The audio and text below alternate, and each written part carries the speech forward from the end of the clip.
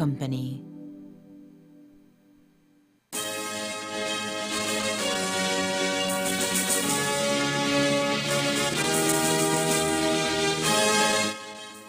Tonight on CTV3 News, case of Chinese nationals detained after police raided the mine beer company in Carmelita Village goes back to court.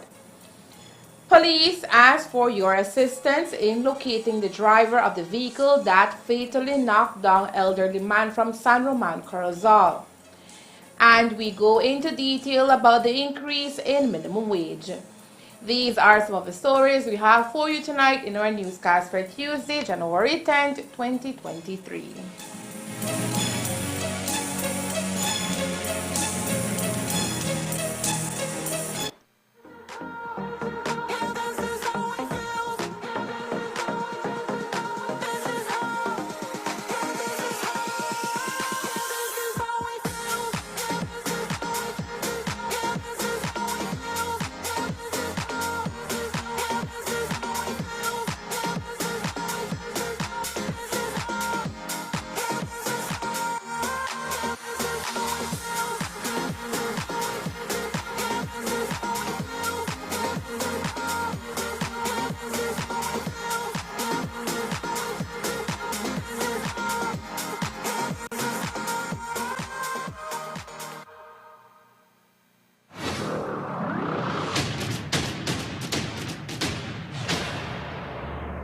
I am ready. You're getting the new and improved me.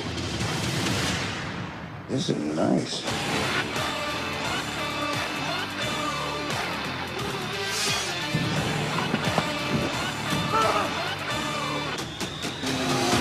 I think what really impressed him was the fact that I didn't turn into a monster. Bring on the heat!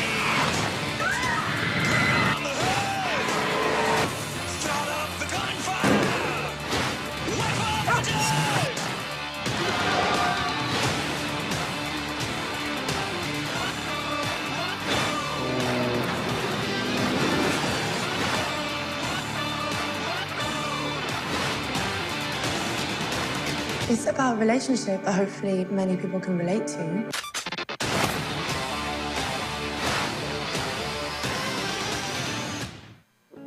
Enjoy your favorite HBO original series and movies with Centaur, your kind of company. Smart introduces Real Unlimited Postpaid Plans, providing customers with unlimited talk, unlimited text, and unlimited data. Now that's a real great deal. With Smart Plus, Share 1 and 2, and Enterprise 1 and 2 plans, you can talk as much as you want, text as much as you want, and for the first time ever in Belize, you can enjoy unlimited data with your postpaid plan. So come in and sign up for an unlimited postpaid plan and enjoy limitless possibilities.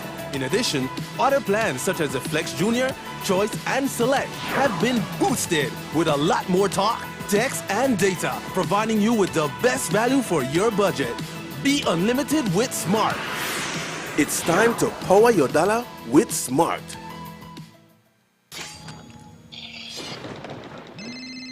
Hello? Velma Dinkley speaking. Hello, Velma. Do you like solving mysteries? Yeah, but I'm actually much more three-dimensional than that. Who is this? That's the mystery. And solve it quick, because I'm in your house.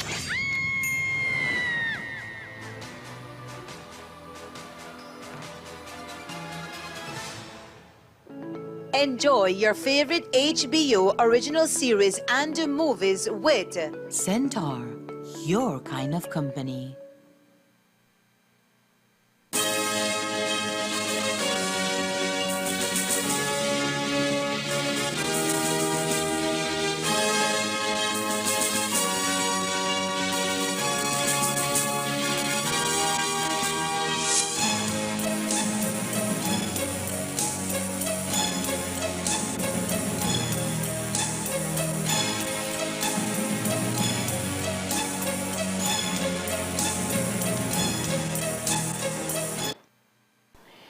Good evening with your news, also simulcast on Fiesta FM 106.7. I am Joanna Rodriguez. CTV3 News has been closely following the saga between Caribbean International Brewery Company and the Financial Intelligence Unit FIU. The company was subjected to a 2-day multi-agency raid on their beer company's compound, led by police and the Anti-Trafficking in Persons Unit in early October last year. After the dust settled, the authorities confiscated $3.1 million of the company's money on the suspicion that it may be the proceeds of criminal offenses. But not only that, officers also charged 9 employees with immigration offenses. Those employees are out on bail, including the company's owner, Kevin Zinn, and his fiancée, Liping Shu. Zinn is a naturalized citizen who has been living in the country for more than 20 years. Today, Dickie Bradley and Marcel Cardona, the duo of lawyers representing all 11 persons accused of immigration offenses, were present at the Orange Walk Magistrates Court for a final tune-up of what is the case management in order for a trial date to be arranged. The situation is that 9 of those persons are charged with, certainly 8 of those persons are charged with working when they did not have a permit from the immigration department. The other persons, 2 of the others are charged because of their supervisory management role as being in charge of the company and the employees. Those other 2 persons are Caribbean International Brewery's Kevin Zinn and his fiancée. Bradley says after months it is yet to be understood the reason behind Liping Shu's charge, since she had been invited as a guest to visit Belize. One person who has been visiting, we still can't appreciate why that person has been charged. That is a miscarriage of the procedure of charging persons. It's nothing against her. Would that be Miss Leaping? Yes, that is Miss Leaping, who is experiencing serious medical problems. Notably, 10 persons of the 11 who were allowed to be out on bail were present today in court. One person who was not present at today's case management is the girlfriend of Kevin Zinn, the only female charged in the raid. A few days after being led out on bail, she applied to the court for permission to have her passport released, claiming she urgently needed to travel abroad. Magistrate Deborah Rogers granted the permission for she to travel, and she was due back in country on November 28, 2022. She, however, is nowhere close to any of our borders.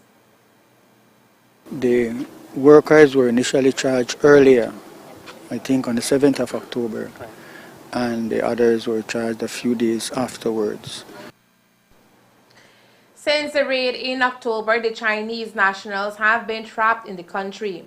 The attorney says they are entitled to vacation, and this case is an impediment, a case he says initiated on a hearsay. Added to that, the language barrier is evidently a crossroads also.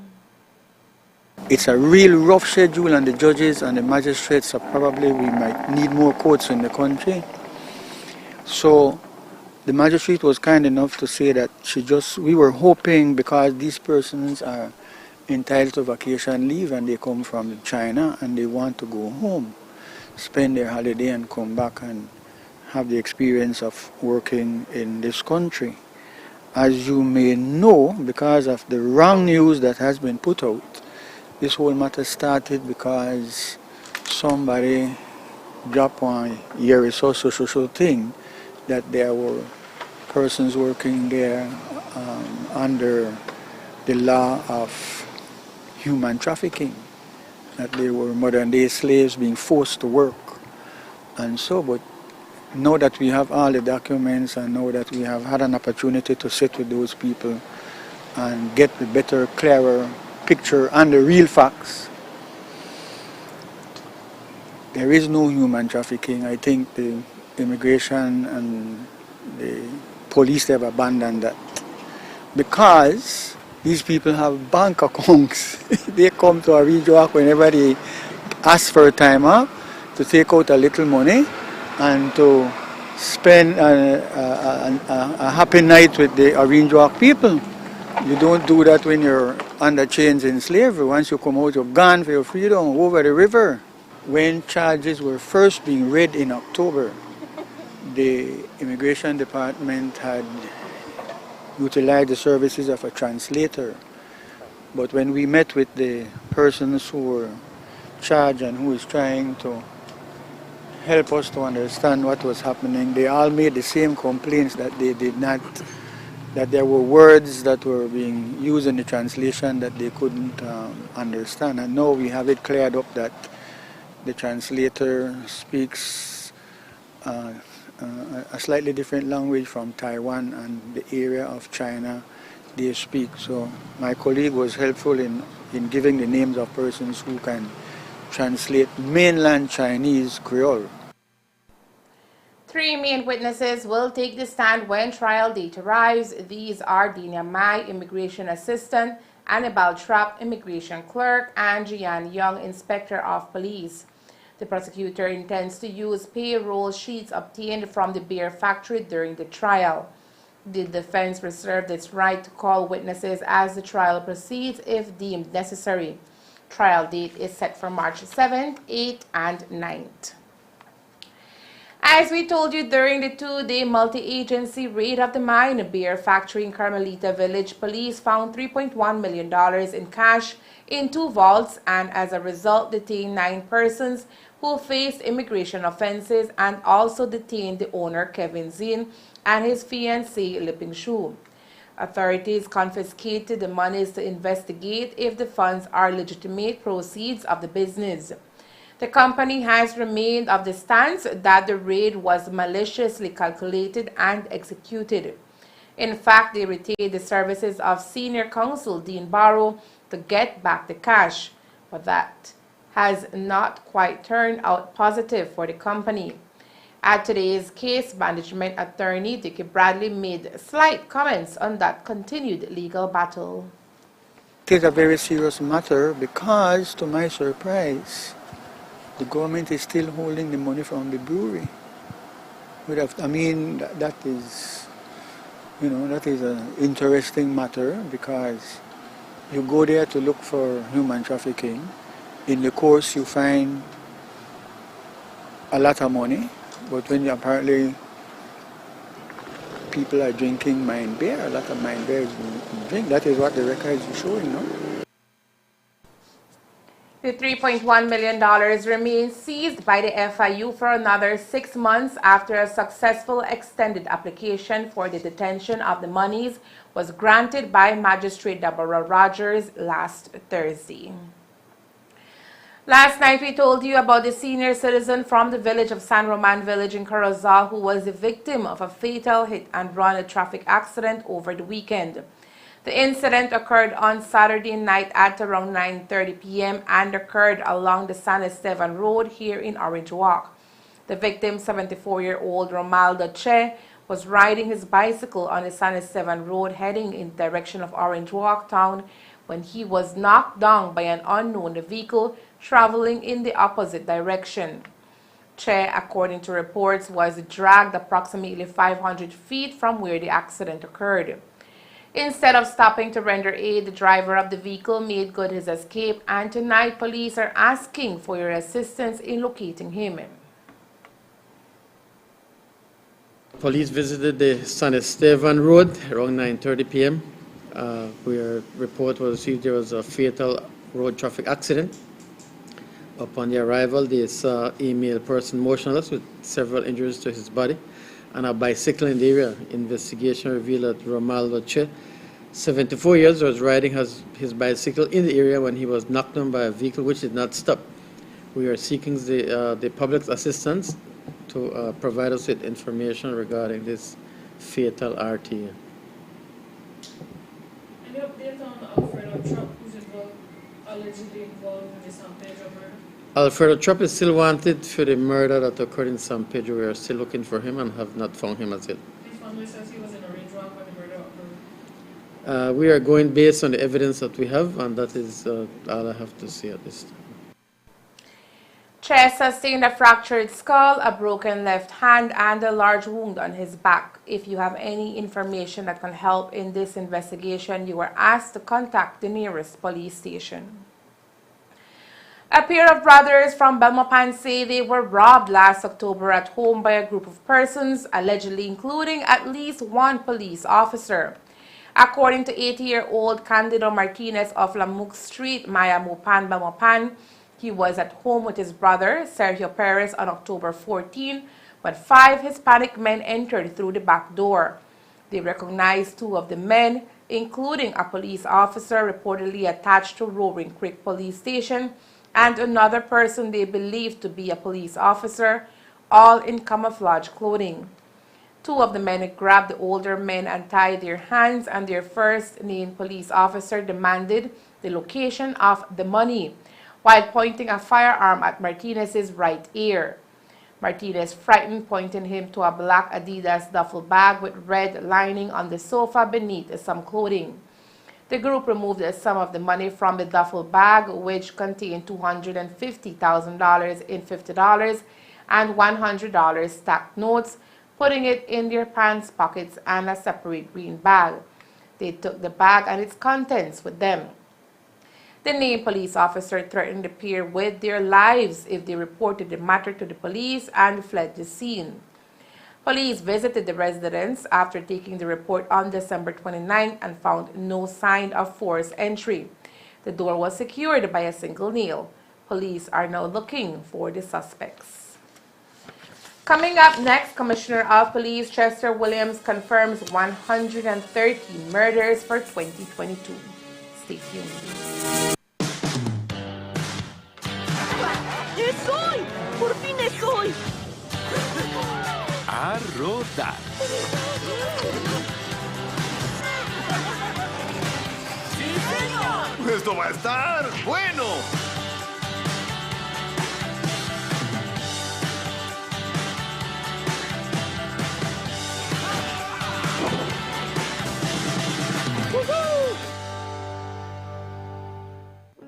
Enjoy your favorite HBO original series and movies with Centaur, your kind of company.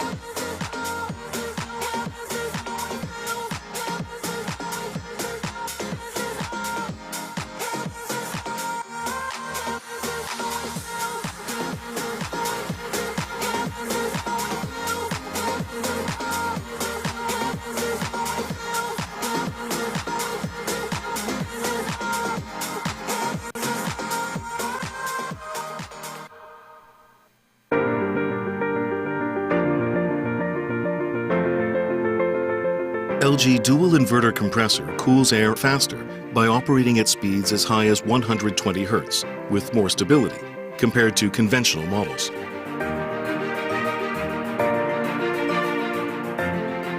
It also saves up to 70% more energy by operating at speeds as low as 10 Hz with more stability.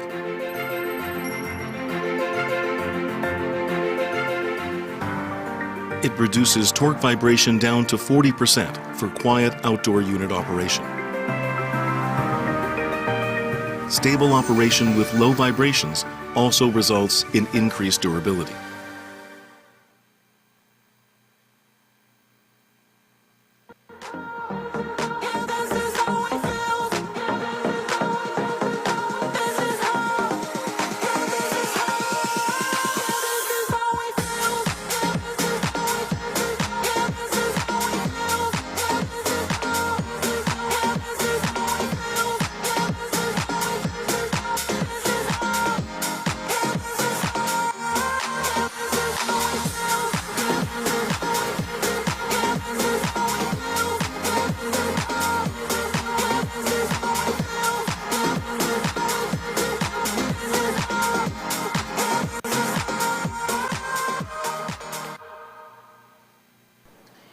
This past Friday, many Belizeans who had a minimum salary were certainly happy to receive their first ever raise of pay.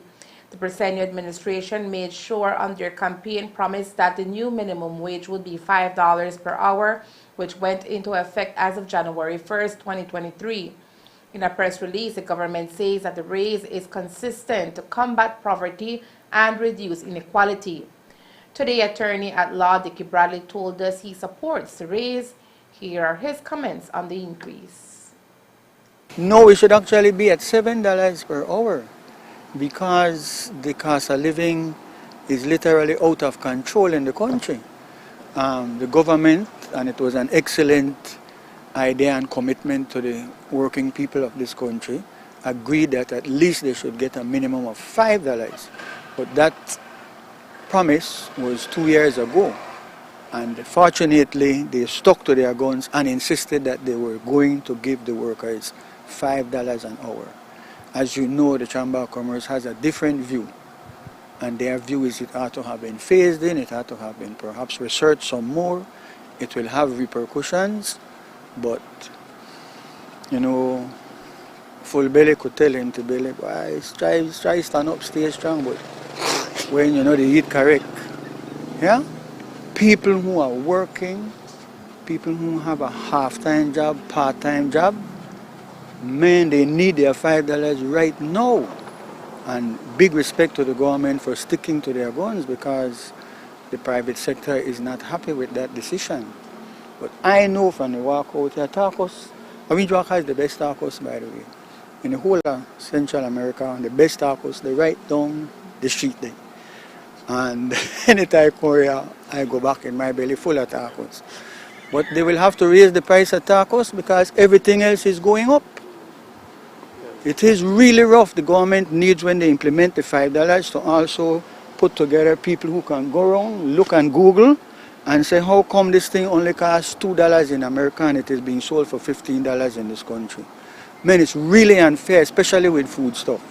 So I support the $5, and also I would ask that they start to seriously make an effort to reduce the cost of living in the country of Belize. We also posed to Bradley the question that lingers in the minds of undocumented persons working in Belize without a social security card. Bradley says everyone is included in the salary increase for those earning a minimum wage in Belize.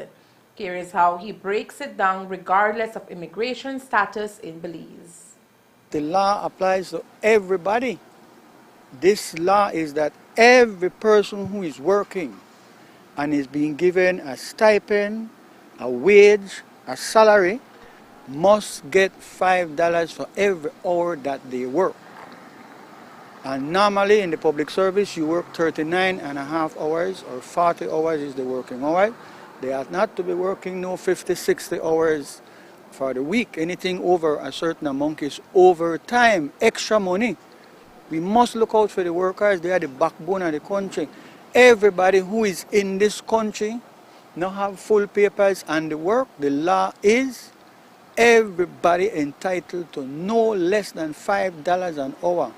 Spread the word, collect your $5. A very serious matter, you know, because then the work, man, the work you have to eat, you have picnic, you have to feed. $5 is for everybody. Yeah. And what should they do if they are not paid that? Well, look, normally I would tell them burn down the cane field, but what they need to do is to take advantage of the amnesty program and come in. Nobody will jail them, nobody will deport them, nobody will lock them up. And amnesty in law means you are here in the country and you don't have your papers, come in, make we start to help you to get your papers. As of January 1st of this year, the minimum wage has been increased to $5 per hour or 225 Belize dollars once worked 40 to 45 hours. Hours worked thereafter is considered overtime. One murder is a tragedy, but 113 is a statistic. A dubious one, but comfort to the Belize Police Department. With a rate of 25 murders per 100,000 people, it represents a decrease of 12 from 2021 and a corresponding decrease in the murder rate from 29.5 murders per 100,000 people. Belize's worst year for murder was 2012 when 145 or 42.5 per 100,000 people, well above the Civil War benchmark of 30 per 100,000. 2013 saw just 99 murders or 28.3 per 100,000, the recent lowest mark. According to the commissioner, we have the best per capita rating right now, and we have gone from being number 3 in the Caribbean region to being number 6, which shows that we are doing something right, even though the department and the government is being criticized even by the opposition.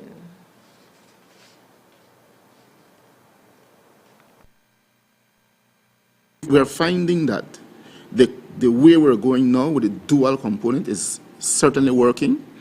As much as I've heard the leader of the opposition say that Minister Musa have failed because crime is up, I would like to say to him that so far, the two most effective ministers I have worked with when it comes to addressing crime is Mr. Perifeet for the time that he was minister, and Minister Musa. And if you were to look at the country's murder rate per capita, you would see that it is actually the best we have had in over 13 years under Minister Musa. So, yes, we're out of the global top 10. So how can you justify that this minister under whom the crime trend is certainly going down has failed, and when the others were there that were aligned with your party and we were above 30 murders per capita annually, to you they were successful, and the one who have kept it below 30 is unsuccessful. I question what the leader of the opposition would regard as being successful. I can share with you the annual murder rate per capita going all the way back to 2012.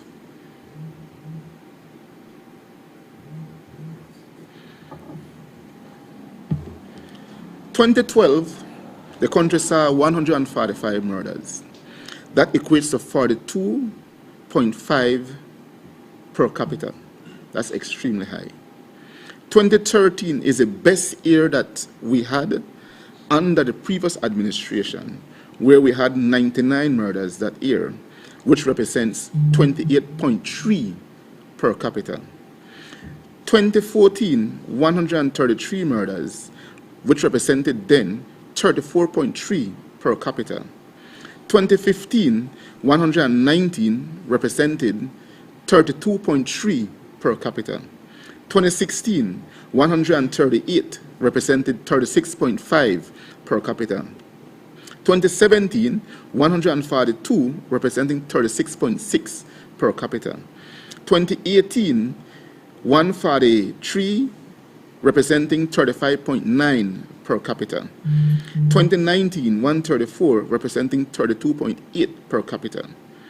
2020, 102, which is our best year, represented 24.3 per capita. 2021, 125, 29.1 per capita. And 2022, 113, 25 per capita. So we have the best per capita rating right now. And we have gone from being number 3 in the Caribbean region to number 6, which shows that we are doing something right.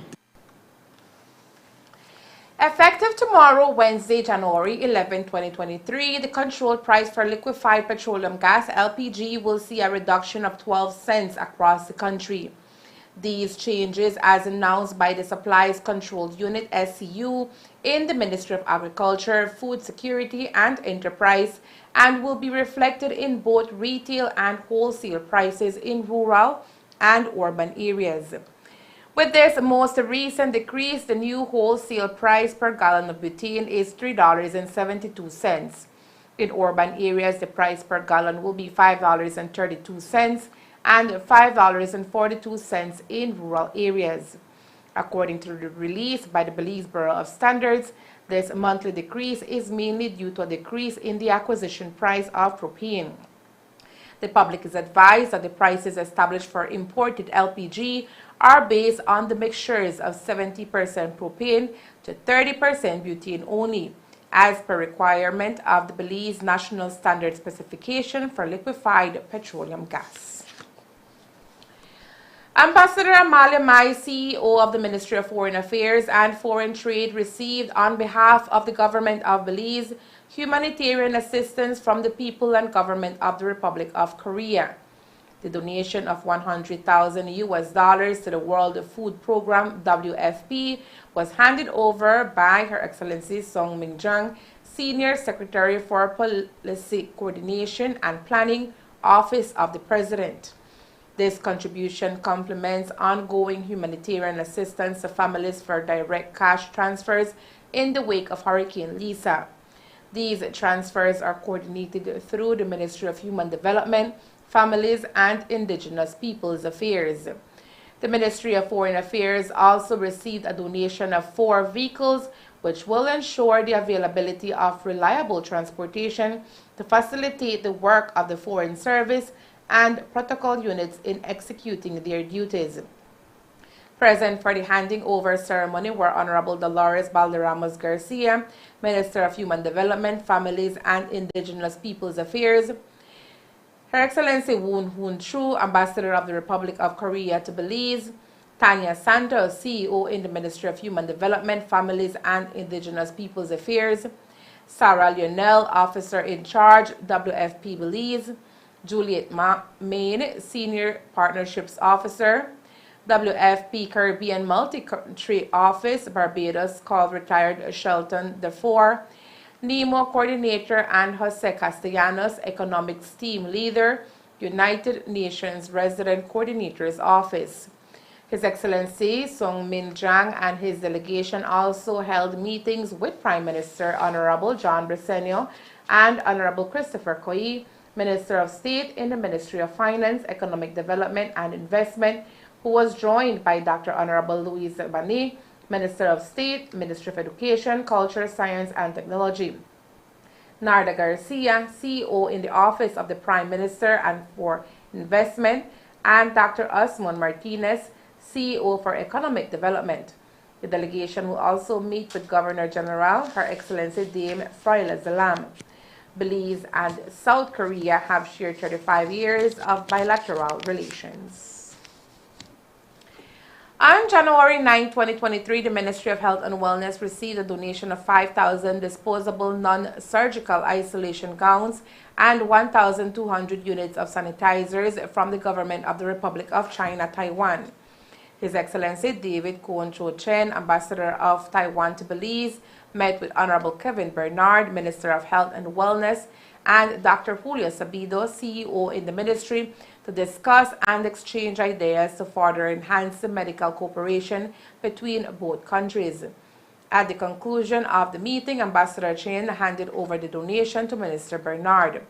The medical supplies, which will be distributed to public health centers and hospitals countrywide, were donated by Simply Health Foundation, a Taiwanese charity non-governmental organization based in the United States of America. Both Minister and Ambassador reiterated their commitment to strengthening the bilateral medical cooperation between the two countries to improve and safeguard the health and well-being of the citizens. Ambassador Chen also extended appreciation to Minister Bernard for his continuous support of Taiwan's participation in the World Health Assembly.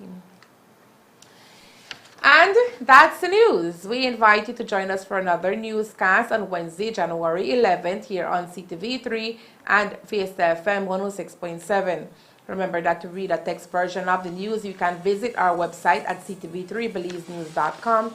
You can also log on to our Facebook page for current stories at facebook.com/CTV3BelizeNews or our YouTube channel at CTV3 News BZ.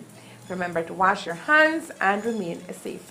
From all of us here at CTV3 News, Thank you for watching and listening. Good night.